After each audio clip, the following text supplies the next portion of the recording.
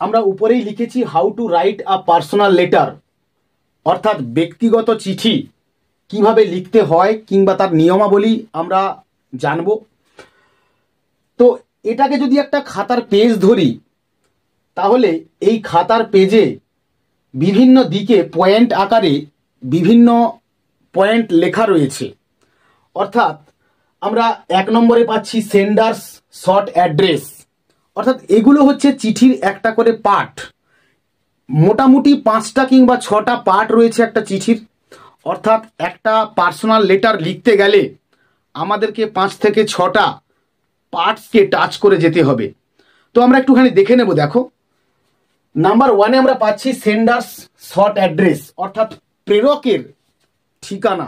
আমরা ছোট্ট কথায় প্রেরক অর্থাৎ যিনি চিঠি লিখছেন তার প্লেস এবং ডেট খাতার ডান দিকে উপরে লিখব। নেক্সট আমরা 2 নম্বরে চলে আসব স্যালিউটেশন কিংবা সম্বোধন। নাম্বার 3-তে আমরা আসবো বডি অফ দ্য লেটার বা চিঠির মূল বা প্রধান অংশ, অর্থাৎ যে বিষয়ের উপর চিঠিটা আমরা লিখতে চলেছি বা যে কথাটুকু আমরা জানানোর জন্য চিঠিটা লিখছি, তো সেই কথাটা আমরা চিঠির মূল অংশ অর্থাৎ বডি অফ দ্য লেটারে আমরা লিখব।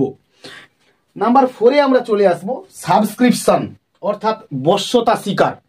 অর্থাৎ আমরা বাংলাতে যেমন করে লিখি ইতি বিনীত, ঠিক তেমনি করে এখানে পার্সোনাল লেটারে ইয়ার্স এভার এই ধরনের কথাগুলো লিখতে পারি, উইথ লাভ এই ধরনের কথাগুলো আমরা লিখব।